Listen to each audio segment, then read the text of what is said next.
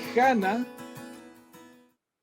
muchas gracias, en medio de una cultura lejana, de la confianza de Jesucristo y muchas veces contraria a Él. Lo que acabamos de leer en la palabra de Dios nos muestra que Daniel nos enseña en este capítulo la manera en que el creyente se relaciona con Dios, y por eso he llamado a esta prédica oración en la desolación. Oración en la desolación. Porque muchas veces es así como no hemos sentido en este tiempo, en estos casi año y medio, un poco más, que hemos estado en pandemia. Quizás no, hemos sentido esa desolación en nuestro corazón, en nuestras vidas.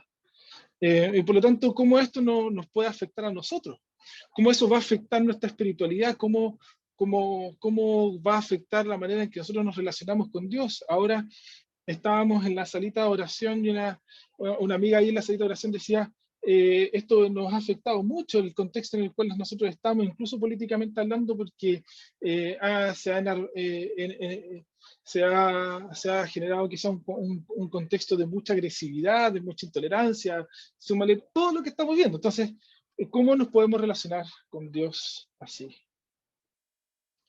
Incluso aquella persona que no comparte nuestra fe, puede ser incluso un amigo, un familiar, puede pensar que el ejercicio de la oración no es nada más que una gimnasia del alma, por así decirlo. Claro, como una meditación simplemente, una introspección cuya función no sirve nada más que para aquietar el alma aproblemada, ¿cierto? Y nosotros muchas veces los cristianos podemos ver la oración así. Bueno, entonces lo que vamos a ver aquí en esta sección de Daniel, en el capítulo 9 entero, vamos a ver que Daniel responde a estas cuestiones, a estas preguntas. Y te voy a decir tres cosas esta mañana respecto al capítulo en el cual nos encontramos, que nos van a ayudar a entender cómo el creyente se relaciona con Dios en este contexto. Fíjate, vamos a ver estas tres secciones, oración en la desolación. Vamos primero a ver la motivación de la oración de Daniel, luego vamos a ir a ver el contenido de la oración de Daniel, y tercero vamos a ver la respuesta a la oración de Daniel. No leímos todo el capítulo 9 hoy día porque realmente es largo, y por lo tanto yo te pido por favor que te mantengas con tu Biblia abierta porque vamos a tratar de ir recorriendo todo el capítulo de Daniel, ¿ya? Capítulo 9. Entonces vamos primero a la primera sección. ¿Cuál es la motivación de la oración de Daniel? Daniel nos sitúa históricamente en el reino de Darío el Medo. ¿Se dieron cuenta al principio de estos tres, del capítulo 9? Vamos a estar ahora en los primeros tres versículos.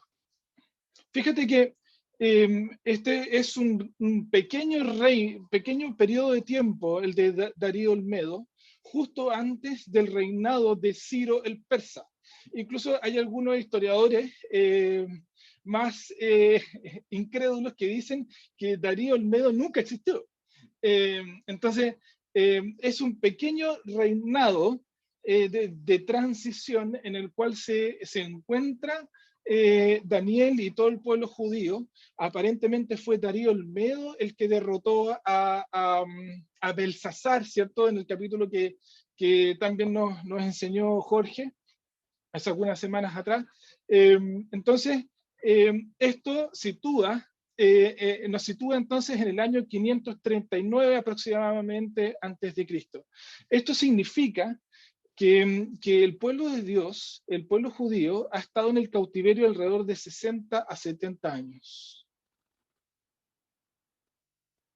Es en este tiempo en donde Daniel se vuelca a la oración, como hemos visto, y a la lectura de la palabra. Dice, al final del verso 2 dice, cuando yo, Daniel, logré entender este pasaje de las Escrituras donde el Señor le comunicó al profeta Jeremías que la desolación de Jerusalén duraría 70 años, entonces me puse a orar y dirigí mis súplicas al Señor, mi Dios. Además de orar, ayuné, me vestí de luto y me senté sobre cenizas. Fíjate que en medio de todos estos cambios políticos y tiempo de espera, Daniel no para de depender en el Señor en oración y la lectura de la palabra. La caída de Babilonia en las manos de Darío el Medo pudo haber hecho que Daniel se volcara a las escrituras, buscando entender los tiempos que le estaba tocando vivir, guiado por el Espíritu Santo. Fíjate en cómo narra este suceso, Daniel. Dice, logré entender ese pasaje de las Escrituras donde el Señor le comunicó al profeta Jeremías que la desolación de Jerusalén duraría 70 años. Daniel dice que logró entender ese pasaje de las Escrituras. Es decir, quizás había momentos en donde Daniel, en sus tiempos de devoción, de oración y lectura de la palabra, en donde no entendía lo que decía la Biblia. Uno puede pensar, no, que uno nomás es el que no entienda a veces cuando lee la Biblia, pero en estos casos también podríamos pensar que a Daniel también le pasaba y por lo tanto para él es una maravilla, es una muestra de la fidelidad del Señor que entendió. Y Daniel logra entender cuál es el sentido que el Señor le ha dado a la profecía de Jeremías. Entonces, el contexto histórico no aleja a Daniel de la dependencia del Señor en oración y la lectura de la palabra. Lo intrincado de la palabra tampoco lo detuvo para volcarse a ella con un corazón sediento. Lo que estamos viendo acá es una necesidad de parte de Daniel de buscar una respuesta frente a lo que le está tocando vivir, con una humildad, con una blandura de corazón ante el Señor. Y es en ese contexto de corazón devocional en donde el Señor le habla. ¿Y qué es lo que leyó Daniel? Daniel hace referencia a la profecía de Jeremías 25, de Jeremías 25, 11 al 12, y de Jeremías 29, 10, que aquí se las puse en orden. Y dice así, Jeremías 25, 11 y 12 dice, todo este país quedará reducido a horror y desolación, y estas naciones servirán al rey de Babilonia durante 70 años. Aquí está el Señor hablando. Pero cuando se hayan cumplido los 70 años, yo castigaré por su iniquidad al rey de Babilonia y a aquella nación, país de los caldeos, y los convertiré en desolación perpetua, afirma el Señor. Y después en el capítulo 29 de Jeremías dice así dice el Señor, cuando a Babilonia se le hayan cumplido los 70 años, yo los visitaré y haré honor a mi promesa en favor de ustedes y los haré volver a este lugar. El contexto de esta declaración de Dios en Jeremías debe haber hecho un profundo impacto en el corazón de Daniel. Jeremías declara explícitamente que el pueblo de Dios ha abandonado su pacto con el Señor, adorando a otros dioses. Los profetas que estaban en el pueblo de Dios en los tiempos previos a la deportación a Babilonia eran unos mentirosos que utilizaban su poder para la injusticia, dice Jeremías. El pueblo no obedeció al Señor y lo irritó con sus acciones, atrayendo sobre ellos su propia desgracia, describe también Jeremías. Y por lo tanto, la expulsión a Babilonia del pueblo de Dios es justa. Pero también tiene un propósito. Y quiero mostrárselo, el propósito que tiene la deportación a Babilonia. Y lo explica Jeremías en el capítulo 24, versos 4 al 7, dice, y la palabra del Señor vino a mí. Así dice el Señor, el Dios de Israel. A los deportados de Judá que envié de este lugar al país de los babilonios, los consideraré como a estos higos buenos. El Señor estaba comparando unos higos buenos con unos higos malos. Y dice, ustedes son estos higos buenos, los deportados. Dice, los miraré favorablemente y los haré volver a este país. Los edificaré y no los derribaré, los plantaré y no los arrancaré, les daré un corazón que me conozca, porque yo soy el Señor. Ellos serán mi pueblo y yo seré su Dios, porque volverán a mí de todo corazón, dice el Señor. Entonces vemos que Daniel ve su propio pecado. Daniel está haciendo su devocional leyendo estos capítulos. Daniel ve su propio pecado, ve el pecado de su pueblo, ve el juicio justo de Dios, ve que este juicio tiene el propósito de transformarlos y ve que el cautiverio en Babilonia se está acabando. No sabe cuándo específicamente se va a acabar, pero está acabando. Esto lo lleva a las rodillas, esto lo lleva al ayuno, al luto, a las cenizas. Es una respuesta de todo su ser en devoción al Señor en medio de la desolación. La oración y la palabra en el poder del Espíritu Santo, en conjunto con un corazón humilde y enseñable, son los ingredientes para una vida espiritual viva que involucra todo el ser de nuestra persona, en medio de un contexto desafiante, en medio de un contexto cambiante. Eso nos está diciendo Daniel en los primeros 3 versículos. Es lo que enseña Dios acerca de nuestro pecado, nuestra constante deseo de hacer nuestra propia voluntad. Es lo que enseña Dios acerca del juicio del pecado, acerca de sus promesas, acerca de su carácter fiel a sus promesas. Y la esperanza futura. Son esas verdades las que nos sostendrán en momentos de incertidumbre, en momentos de agresividad, en momentos cambiantes.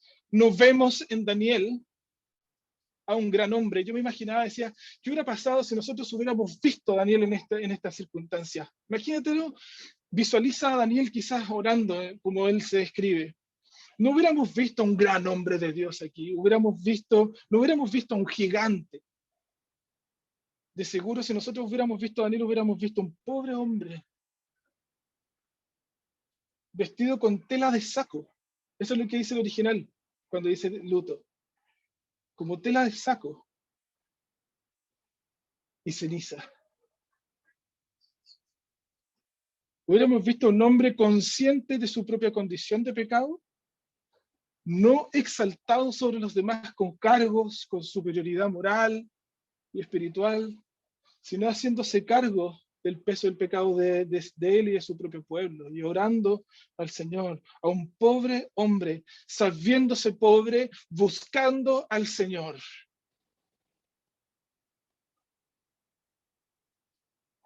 Esto definitivamente debe afectar el carácter con el cual nosotros buscamos al Señor en tiempos así, ¿cierto? Definitivamente. Y entonces, quería comenzar así, porque lo que primeramente está señalando Daniel en los primeros 3 versos es el carácter ante la oración, cuando encuentra sentido y entiende la revelación de Dios en la Escritura. Ahora, la pregunta es, ¿qué ora? ¿Cuál es el contenido de esta oración? ¿Qué ora? ¿Cierto? Y aquí sé que la oración es bastante larga, y si nosotros nos fijamos, vamos a ver que Daniel lo que hace es dividir la oración en 3 secciones. Vamos a ver que primeramente en los versos del 4 al 10 hay una invocación y una confesión del pecado. Segundo, que hay un reconocimiento del justo castigo de Dios sobre su pueblo. Y tercero, hay una petición de misericordia. Fíjate en el verso 4, mantiene tu Biblia abierta, por favor.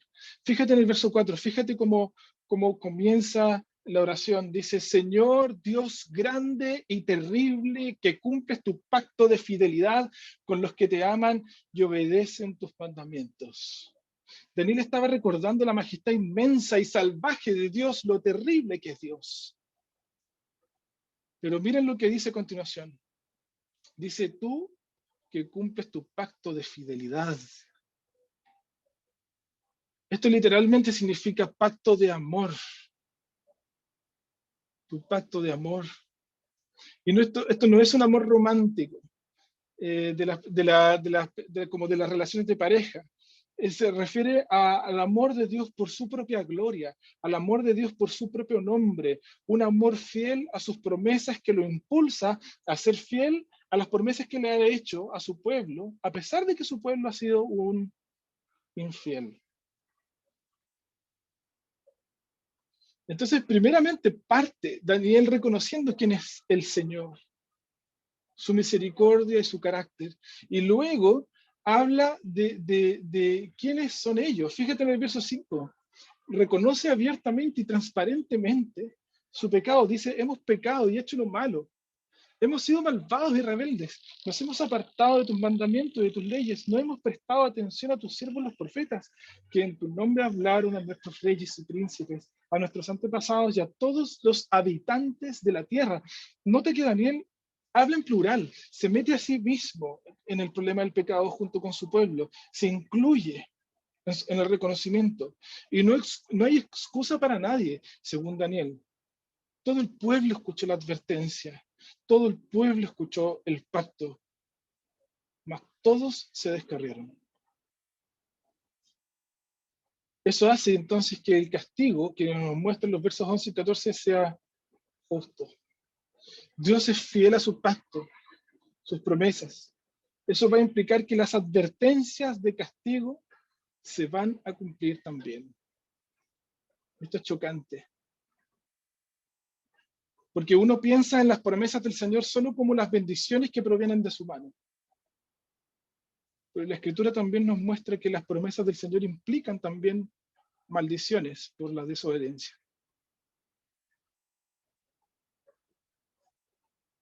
¿Te das cuenta entonces por qué Daniel lo llama terrible? Fíjate en los versos 11 y 12. Por eso, porque pecamos contra ti, nos han sobrevenido las maldiciones que nos anunciaste, las cuales están escritas en la ley de tu siervo Moisés. Tú has cumplido las advertencias que nos hiciste a nosotros y a nuestros gobernantes y has traído sobre nosotros esta gran calamidad. Daniel está consciente que el pecado tiene consecuencias. Quiebra la relación de Dios con su pueblo. No es simplemente un error, no es simplemente un sin querer, ¿cierto? Sino que es una ofensa al Dios de los cielos. La rebeldía sorda contra Dios tiene consecuencias gravísimas, queridos. Eso es lo que nos está mostrando Daniel en estos versos. Y finalmente, cuando hemos reconocido quién es Dios, el pecado, el justo juicio, viene a continuación la petición de misericordia. Fíjate los versos 15 al 19. Entonces, cuando se ha acercado Daniel a Dios en oración, no es como quien se acerca al compadre buena onda a orar. Me ha tocado escuchar muchas veces las oraciones de hermanos pentecostales que no tutean al Señor. ¿Han escuchado alguna? Lo tratan con tanto respeto, que comunican quién es Él. Me encanta escuchar esas oraciones de nuestros hermanos. Entonces, se está acercando al Dios de los cielos, entendiendo su indignidad. Daniel 15 recuerda que Dios los rescató de Egipto a pesar de su pecado con gran poder y le está pidiendo que actúe igual. Fíjate en el verso 18 y 19. Préstanos oído, Dios nuestro, abre los ojos y mira nuestra desolación, a la ciudad sobre la cual se invoca tu nombre. Al hacerte estas peticiones, no apelamos a nuestra rectitud, sino a tu gran misericordia. Señor, escúchanos. Señor, perdónanos. Señor, atiéndenos y actúa, Dios mío, haz honor a tu nombre y no tardes más. Tu nombre se invoca sobre tu ciudad y sobre tu pueblo. Daniel, en medio de la desolación del pecado, apela al carácter justo, fiel y misericordioso de Dios. Este tiempo en la casa nos ha enseñado mucho el Señor acerca de la crianza. de cómo tenemos que criar a nuestros hijos, de cómo tenemos que disciplinar a nuestros hijos. La disciplina que experimentamos como creyentes es un constante recordatorio del amor fiel de Dios, de lo grave del pecado y de la necesidad de su misericordia. Dios ha usado a nuestros hijos, en nuestro caso, para enseñarnos eso. Hemos aprendido con Caro que la disciplina a nuestros hijos no es falta de amor. No puede hacerse con rudeza, sino que es una declaración de que ellos necesitan al Señor. Al igual que nosotros, y aunque la disciplina muchas veces duele, ese dolor nos lleva a entender el dolor del quiebre relacional con Dios. Mira qué ilustración más maravillosa que nos recuerda el Señor. Cada vez que nuestros hijos obedecen 600 veces al día. ¿Cierto? Es una declaración del Señor a nuestro corazón. Cuando disciplinamos a los hijos, como también podría ser el caso de la disciplina en la iglesia, ¿cierto? Buscamos una transformación del corazón más que un simple cambio de conducta. Como lo quería el Señor cuando leímos Jeremías 24 respecto a su pueblo, que los mandó a Babilonia para ser transformados, para tener un corazón nuevo. Cuando nos sentimos en desolación, en medio de este contexto que nos ha tocado vivir, el Señor nos recuerda que la más grande desolación, la de nuestro pecado, la de nuestra rebeldía, ha sido restaurada por su amor. El amor de Dios en Jesucristo nos ha unido con Él eternamente. Nada puede separarnos de su fiel amor. Por tanto, podemos encontrar consuelo en estas circunstancias, porque Dios ha asumido el costo de la peor de las circunstancias, nuestra relación quebrada con Él por el pecado, y nos ha traído a su familia por amor. Hoy podemos orar sabiendo que seremos escuchados gracias a los méritos de Cristo, que Él atenderá a nuestro clamor, que Él ha perdonado nuestro pecado, que Él ha entregado su Espíritu Santo para que seamos transformados constantemente y poner en nosotros el carácter de su Hijo para vivir en este mundo de una manera que le agrada y para ser transformados y preparados para el mundo venidero. ¿Te das cuenta? Ahora, ¿cómo responde el Señor? ¿Cuál es la respuesta que tiene el Señor a Daniel ante esta oración de corazón abierto? ¿Cierto? Daniel nos cuenta que siguió orando, orando, y en esta oración nos dice que de repente llega, aparece nuevamente el ángel Gabriel, que aparentemente es como el explicador del libro de Daniel, ¿cierto? Constantemente aparece Gabriel y le explica a Daniel lo que está sucediendo. Dice Daniel aquí en el verso 21, dice, y mientras yo seguía orando, el ángel Gabriel, a quien había visto en mi visión anterior, vino en raudo vuelo a verme y me hizo la siguiente aclaración. Daniel, he venido en este momento para que entiendas todo con claridad. Tan pronto como empezaste a orar, Dios contestó tu oración. He venido a decírtelo porque tú eres muy apreciado. Cuánto amor del Señor hay aquí, ¿cierto?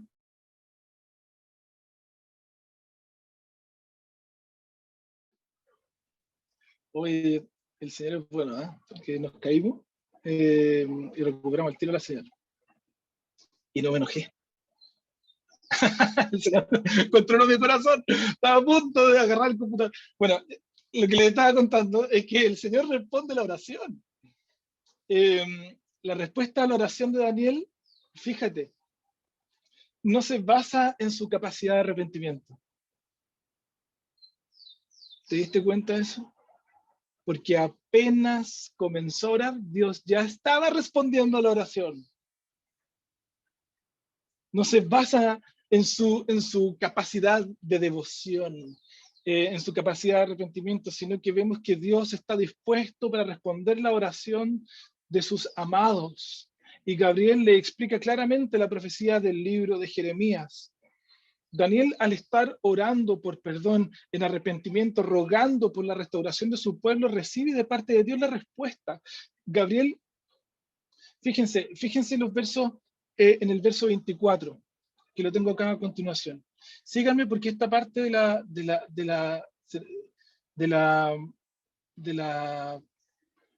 capítulo 9 se pone quizás un poquito difícil y quiero pasar, no quiero ir tan profundo, quiero explicarles lo simple. Fíjense que el verso 24, Gabriel reinterpreta los 70 años de Jeremías por 70 semanas. Ahí uno de repente se pierde, ¿cierto? Porque estaban hablando de Jeremías que son 70 años y de repente Gabriel dice 70 semanas. Literalmente, lo que dice ahí en vez de 70 semanas son 77. 77. Y el 7 representa plenitud, por lo que estas 77 de las que está hablando Gabriel puede hacer referencia a 70 años, pero sobre todo hace referencia a un tiempo particular, a un tiempo de plenitud, un tiempo completado, ¿ya? Y en este tiempo, el pueblo de Dios tiene que cumplir 6 cosas. Fíjate en el verso 24. Ahí está el verso 24, pero lo dividí en sus secciones para que lo pudiéramos entender. Dice, 70 semanas han sido decretadas para que tu pueblo y tu santa ciudad, primero, pongan fin a sus transgresiones y pecados, pidan perdón por su maldad, establezcan para siempre la justicia, sellan la visión y la profecía y consagren el lugar santísimo. En las primeras 3 acciones, fíjate, Dios está pidiendo una respuesta real y genuina de arrepentimiento y obediencia. El pueblo debe terminar con su rebeldía y arrepentirse de todo corazón delante del Señor. Las otras 3 apuntan al establecimiento de un pueblo justo, que reconoce la profecía de Jeremías como auténtica y actúa en obediencia a ella. La consagración del lugar santísimo, es decir, la parte más interna del templo de Jerusalén, posiblemente se refiere a esta consagración del templo de mano de los macabeos, que nos explicaba Cristóbal el domingo pasado, en esta guerra revuelta contra un emperador extranjero que se llamaba Antíoco Epífanes, y los macabeos hacen una revuelta y purifican el templo. Esto ocurre en el periodo intertestamentario, ¿ya? Entonces, posiblemente hace referencia a la consagración del templo en aquella circunstancia, pero lo que hace Daniel es dar indicios simplemente, no hace cosas, no dice cosas explícitas, por lo tanto, ustedes me escuchan a mí hablando súper ambiguamente, pero es que así es la cuestión de la profecía de Daniel, ¿cierto? A continuación, Gabriel divide las 70 semanas, estos 77 en 2. La primera división, en el verso 25, es de 7 o de 7 semanas, que hace referencia a un periodo de tiempo pleno, un periodo primario pequeño que tiene su plenitud, por eso son 77, que tiene su integridad propia, que termina con la proclamación de un príncipe elegido. No sabemos quién es, y porque no es explicado por Gabriel. Y después Gabriel habla de una segunda división, que son las 62 semanas restantes, 62 7, en donde se reconstruirá completamente Jerusalén, pero todo esto se realizará en una atmósfera de caos y angustia. Fíjate al final del verso 25. Dice, cuando los tiempos apremien. Otras versiones dicen cuando los tiempos, cuando haya mucha angustia, dice la Biblia de las Américas. Todas estas semanas, todo este tiempo de restauración en caos, todo este tiempo de cambios y de transformación es en medio de caos, en medio de sufrimiento, en medio de angustia. Y todo este tiempo, de acuerdo a lo que nos dice Gabriel, suman 69, 62 más 7, Son 69, 69 semanas, y por lo tanto queda una semana restante. Lo que ocurre en esta última semana, fíjate al final del verso 25, 26 y 27, dice que esta última semana es una semana de destrucción. Repite constantemente esa palabra, destrucción, destrucción, de manos de un gobernante que por un lado hará pactos, pero por otro lado habrá sacrilegios y habrá más destrucción, pero que tiene un fin que ha sido decretado. Es decir, no es un gobernante que tiene todo el poder y su reino no es un gobernante cuyo reino es eterno, sino uno que es limitado, cuyo fin es ser destruido. En resumen, lo que estamos viendo aquí es una profecía que le asegura que habrá restauración del pueblo, ¿cierto? Pero será en medio de mucha angustia, en medio de mucho dolor, pero que al final Dios traerá a la destrucción la maldad. Entonces, fíjate, ¿cómo se debieron haber sentido los exiliados en este tiempo? Quizás ellos estaban pensando que al final del exilio volverían a tener el mismo esplendor que tuvieron antes. Su esperanza estaba puesta en la tierra quizás, y tal vez pensaban que la realización de todos sus sueños se encontraba a la vuelta de la esquina con el inicio de una nueva etapa sin exilio. La visión de Daniel los aterriza y les muestra que la esperanza final está en Dios y sus manos poderosas, buenas y soberanas. Ellos deben preocuparse por tener un corazón transparente delante del Señor, confiando en su palabra y esperando con esperanza su buena obra. No sé si ustedes han estado alguna vez comenzando un viaje del cual conocen muy poco de cómo es el camino y de cómo se va a realizar, pero saben por lo menos a dónde quieren llegar, por lo menos saben a dónde quieren llegar, ¿cierto? Imagina una escena así. Un viaje que mientras vas recorriendo el camino, ocurren muchas cosas que te van a asombrar, ocurren muchas cosas que te van a asustar, pero hay un guía en el cual debes confiar y que te lleva a contemplar un paisaje final que tú solo conoces de imaginación, pero que nunca has contemplado en la realidad de su majestuosidad. Esto es lo que ocurre en esta escena de Daniel. Vemos que el pueblo de Dios sabe por qué está en Babilonia. Sabe que está siendo acompañado por Dios ahí. Dios los guía por medio de las profecías, su palabra y el Espíritu Santo. Saben que en algún momento terminará y todas estas esperanzas serán realizadas, pero estas esperanzas no son traídas por intervención humana, sino por la obra de Dios, por la mano soberana de Dios. Nota que Dios dice que se le ha decretado al pueblo algo en el verso 24. Y al final, en el verso 27, también dice que...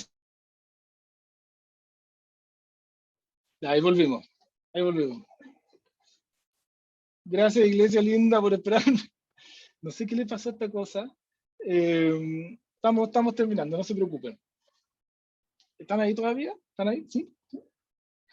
Estamos terminando. Entonces, ahí podemos quizás tratar de explicar un poco la profecía de Daniel, ¿cierto? Entonces, no sabemos entonces particularmente los elementos del presente. Daniel nos habla y nos cuenta que muchas veces no sabemos, los creyentes, lo que va a pasar en el presente, ni tampoco lo que va a pasar en el futuro, y ni tampoco los elementos tan claros del pasado. Muchas veces las cosas que ocurren, ocurrirán, o que han ocurrido, no tienen mucho sentido. Pero nuestra confianza debe permanecer en el Señor, en Dios, quien nos guía y cuida como un buen padre.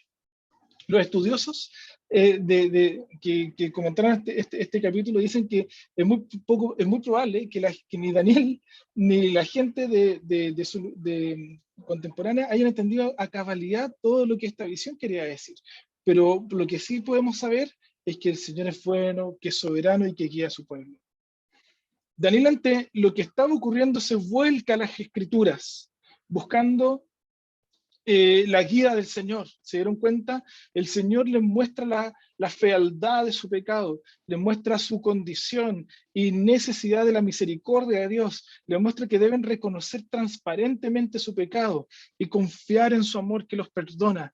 Dios lo guía para entender que los tiempos que ellos están viviendo es para que ellos vuelvan de todo corazón a Él y Dios transforme su carácter en justicia. Daniel confía en la fidelidad de Dios y su pacto. Hoy podemos mirar a Cristo, el nuevo pacto que Él ha traído en su sangre, como nos cuenta la última cena.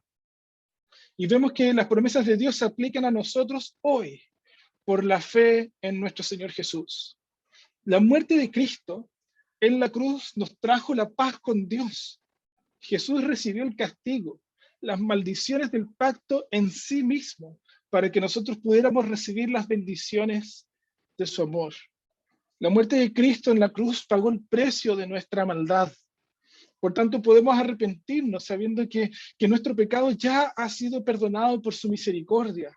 Hoy podemos confiar en medio de nuestra cultura ajena a la fe en Cristo, sabiendo que somos escuchados por Dios gracias a Jesús y no a nuestros méritos, sabiendo que Cristo está sentado en el trono de Dios orando por nosotros ahora, incansablemente, constantemente, sabiendo que somos sus hijos amados, cuidados por Él, guiados por su palabra, consolados por su espíritu y llenos de Él. La oración es una comunicación real, queridos, hacia Dios y de Dios hacia el creyente. Por los méritos de Jesús, cuyo contenido es moldeado por la verdad de su palabra, en la confianza de su soberanía. En medio de la vida y la cultura, por más desolada que pueda verse, incluso en estos momentos para algunos de nosotros, ¿cierto? Sabiendo que Dios en Jesús ha restaurado la mayor desolación del pecado y podemos confiar entonces en su obra por nosotros. Entonces, querida iglesia, oremos. Oremos en estos tiempos. Oremos siempre. Meditemos en su palabra. Renunciemos y reconozcamos transparentemente nuestro pecado. No seamos sordos a su palabra y busquemos en Él la restauración que necesitamos y confiemos en su gracia. Esa es la receta para una espiritualidad viva en medio de un contexto de desolación. Oremos, queridos. Padre eterno, te alabamos y te damos las gracias por nuestro Señor Jesucristo, quien ha pagado el precio de nuestra maldad y que por su misericordia podemos comunicarnos contigo, Señor. Podemos entrar al trono de la gracia como cantábamos antes con los niños. Podemos entrar por la fe al trono de la gracia, a orar, a adorarte, Señor, a pedir ayuda en el momento que más lo necesitamos. Amado Dios, por lo tanto, haznos una iglesia con las motivaciones adecuadas para orar, con un deseo, Señor, de conocerte profundamente, con un anhelo, con una sed, con un hambre de ti, Señor. Te lo pedimos. Oramos, Señor, para que tú transformes nuestro carácter en estos tiempos, que el poder maravilloso de tu Espíritu Santo transforme nuestro corazón y nos lleve a ti, Señor. Ayúdanos, Señor Jesús, a confiar en tu guía. Ayúdanos, Señor, que aunque no entendamos lo que está pasando en el presente o lo que venga en el futuro, Padre, podamos sujetarnos de ti por tu gran amor, sabiendo que tú nos afirmas más fuerte de lo que nosotros nos afirmamos de ti. Te lo ruego, Padre, en el nombre de Jesús. Amén.